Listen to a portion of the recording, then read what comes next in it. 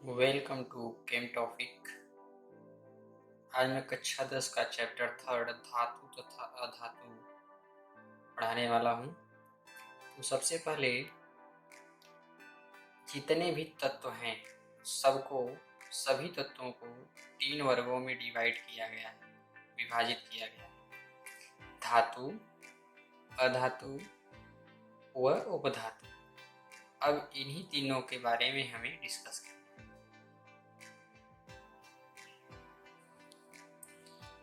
धातु, metals. What is metals? तो धातु वे होते हैं जो विद्युत व उष्मा के सुचालक होते हैं।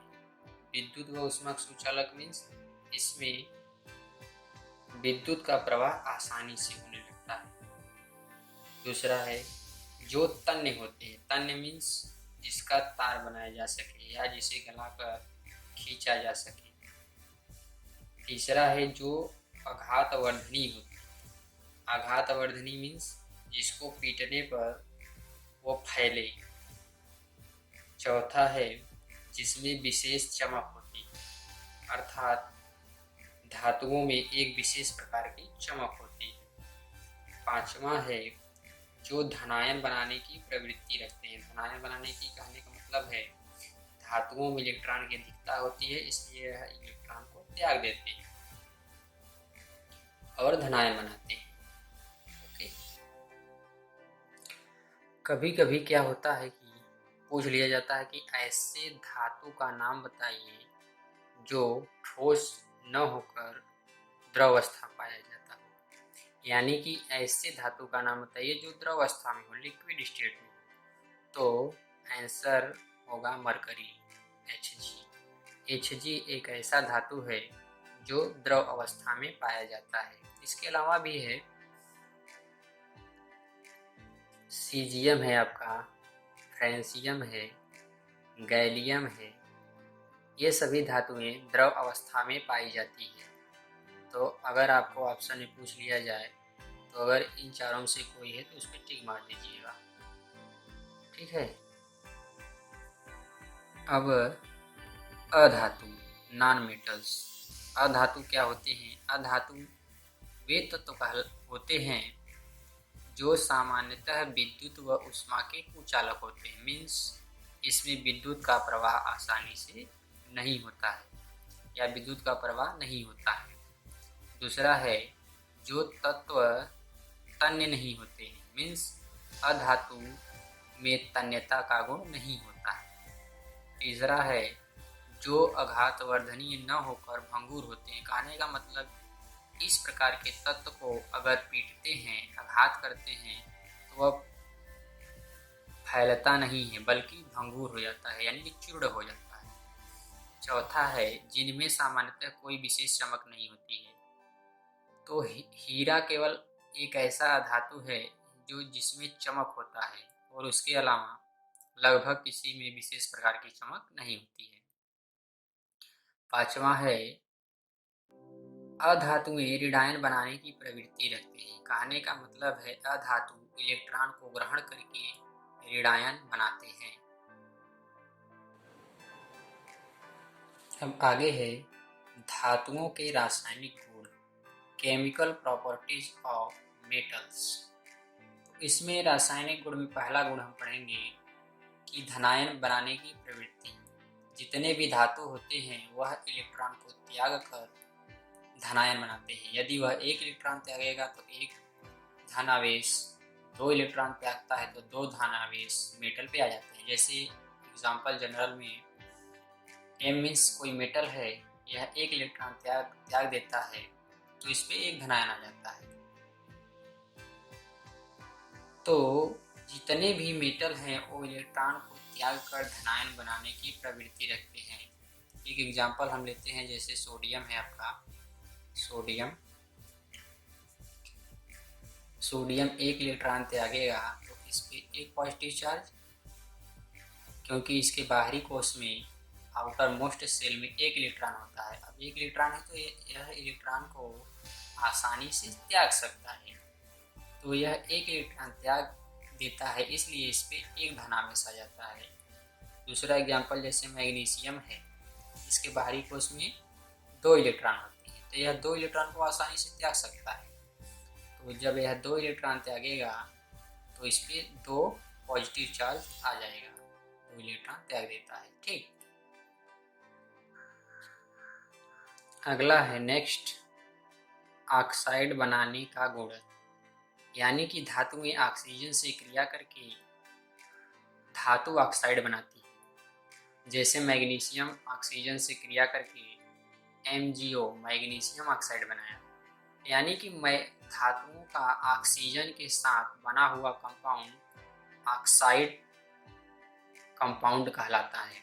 तो धातुओं के ऑक्साइड हमेशा क्या होते हैं, क्षारीय होते हैं। धातुओं के ऑक्साइड क्षारीय होते हैं। अगर आपसे पूछ लिया जाए कि धातुओं के ऑक्साइड अम्लीय होते हैं कि क्षारीय होते हैं, तो आपका जवाब होना चाहिए कि क्षारीय होते हैं। ठीक है, अगला है हाइड्राइड बनाने की प्रवृत्ति।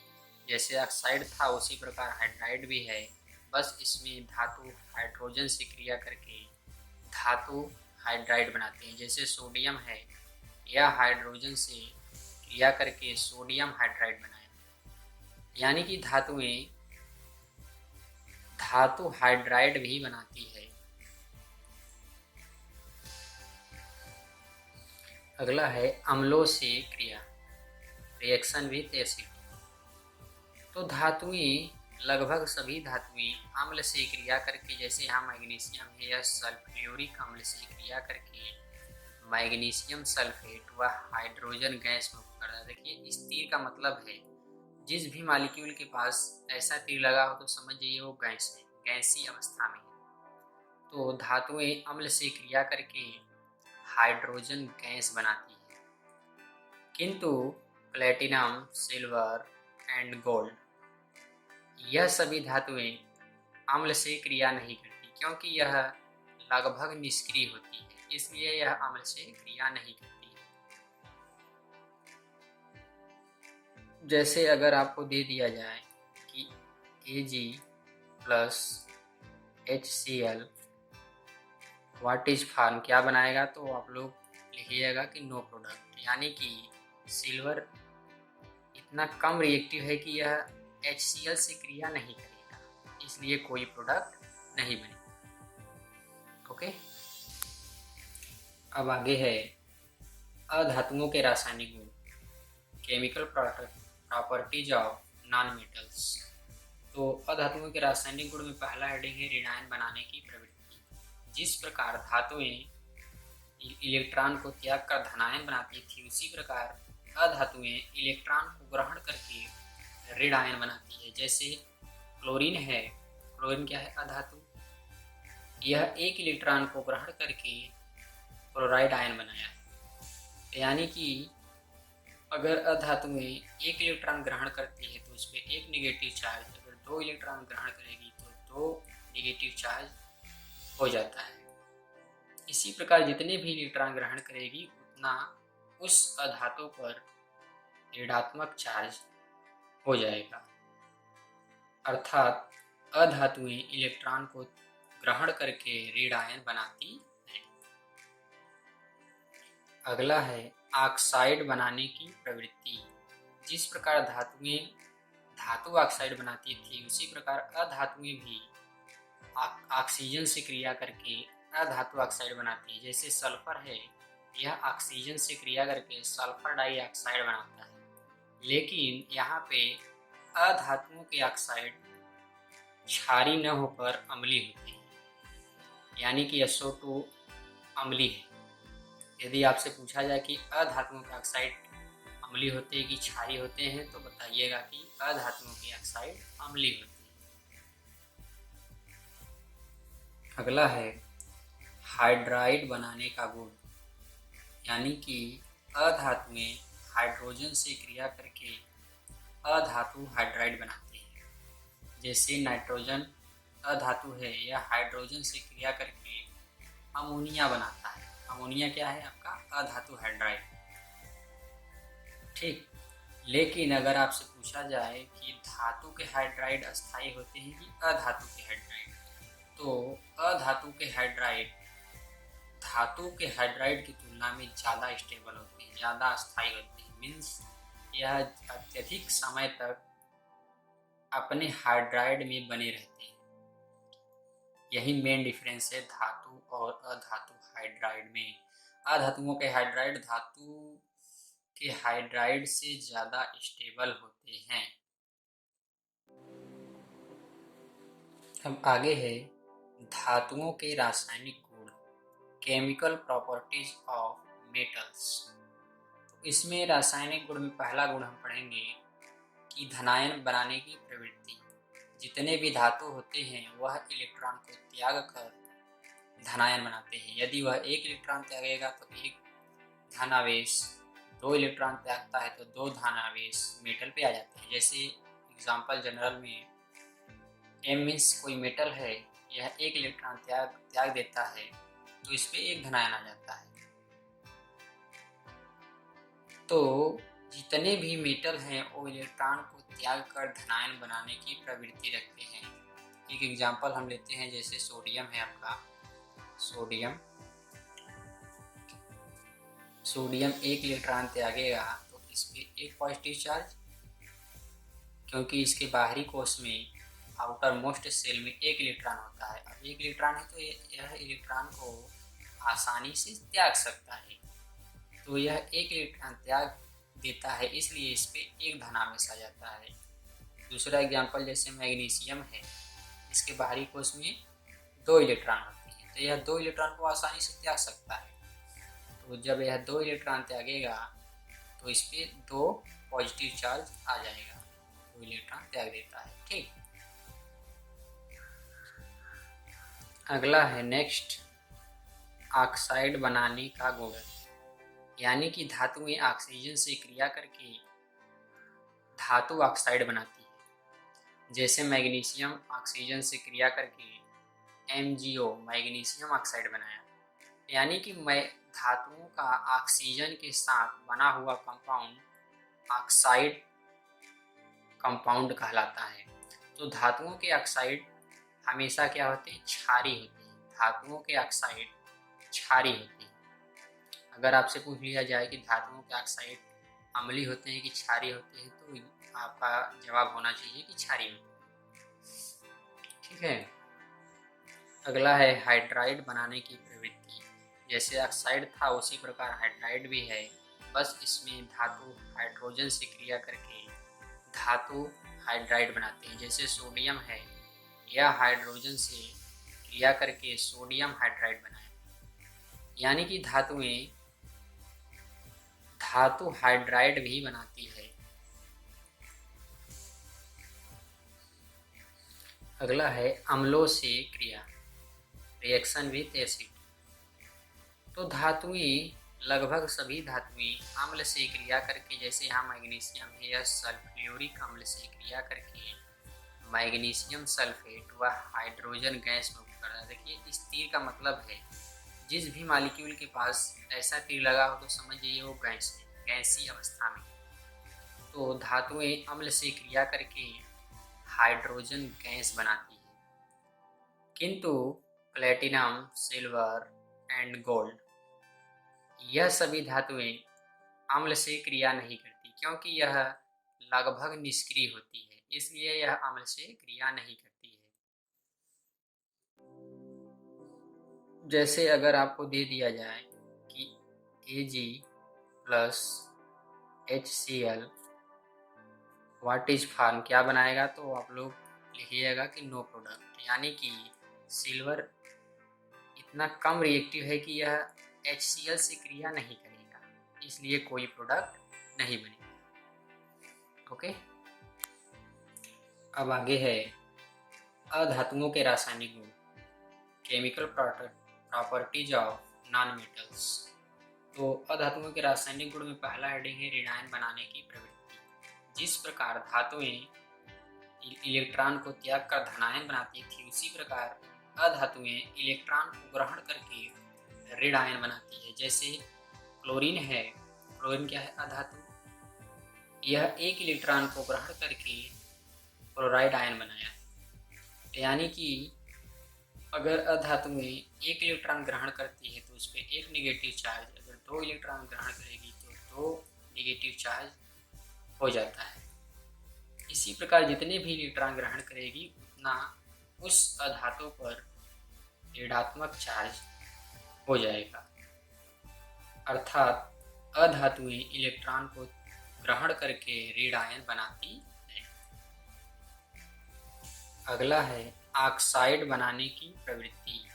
जिस प्रकार धातुएं धातु ऑक्साइड बनाती थी उसी प्रकार अधातुएं भी ऑक्सीजन से क्रिया करके अधातु ऑक्साइड बनाती है। जैसे सल्फर है, यह ऑक्सीजन से क्रिया करके सल्फर डाइऑक्साइड बनाता है। लेकिन यहाँ पे अधातुओं के ऑक्साइड क्षारीय न होकर अम्लीय होते हैं, यानी कि SO2 अम्लीय है। यदि आपसे पूछा जाए कि अधातुओं के ऑक्साइड अम्लीय होते हैं कि क्षारीय होते हैं तो बताइएगा कि अधातुओं के ऑक्साइड अम्लीय होते हैं। अगला है हाइड्राइड बनाने का गुण, यानी कि अधातुएं हाइड्रोजन से क्रिया करके अधातु हाइड्राइड बनाते हैं। जैसे नाइट्रोजन अधातु है, यह हाइड्रोजन से क्रिया करके अमोनिया बनाता है। अमोनिया क्या है? आपका अधातु हाइड्राइड। ठीक, लेकिन अगर आपसे पूछा जाए कि धातु के हाइड्राइड अस्थायी होते हैं कि अधातु के हाइड्राइड, तो अधातु के हाइड्राइड धातु के हाइड्राइड की तुलना में ज़्यादा स्टेबल होते हैं, ज़्यादा अस्थायी होते हैं। मीन्स यह अत्यधिक समय तक अपने हाइड्राइड में बने रहते हैं। यही मेन डिफरेंस है धातु और अधातु हाइड्राइड में। अधातुओं के हाइड्राइड धातु के हाइड्राइड से ज़्यादा स्टेबल होते हैं। अब आगे है आपका मिश्र धातु, एलायस। व्हाट इज एलायस या मिश्र धातु किसे कहते हैं? तो दो या दो से अधिक धातुओं के समांगी मिश्रण को मिश्र धातु कहते हैं। कहने का मतलब है जब दो या दो से अधिक धातु आपस में समांगी मिश्रण बनाते हैं तो उसे मिश्र धातु कहते हैं। जैसे पीतल है, आपका पीतल, यह कॉपर और जिंक का मिश्रण होता है। अर्थात कॉपर और जिंक को हम जब 80 और 20 के रेशियो में मिलाते हैं तब पीतल का निर्माण होता है। दूसरा है आपका कांसा। कांसा भी कॉपर और टीन को अगर हम मिलाते हैं तो कांसा बनता है। उसी प्रकार जर्मन सिल्वर है, कॉपर, जिंक और निकिल को 60, 20 और 20 के रेशियो में मिलाते हैं तब जर्मन सिल्वर प्राप्त होता है। उसी प्रकार सोल्डर टाका है जो इलेक्ट्रिक वायर को जोड़ने के काम आता है, वह सोल्डर, वह टाका लेड व टीन का मिश्रण होता है। इस प्रकार मिश्र धातुएं हमारे दैनिक जीवन में बहुत ही ज़्यादा उपयोगी होती हैं। अगला है आपका अमलगम। कभी कभी पूछ लिया जाता है कि अमलगम किसे कहते हैं? तो अमलगम अनेक धातुएं मरकरी मीन्स पारा में घुलकर विलयन बनाती है जिसे अमलगम कहते हैं। अर्थात मरकरी धातु द्रव अवस्था में पाया जाता है तो मरकरी में धातुएं घुलकर जो विलयन बनाती है उसे अमलगम कहते हैं। जैसे मैग्नीशियम है, यह मरकरी में घुलकर मैग्नीशियम का अमलगम बनाता है। सोडियम है, यह मरकरी में घुलकर सोडियम का अमलगम बनाता है। इसी प्रकार जो धातु मरकरी में घुलकर विलयन बनाती है वह उस धातु का अमलगम कहलाता है। इस प्रकार धातु व अधातु का चैप्टर फिनिश होता है। आज के लिए इतना ही। Thank you for watching this video.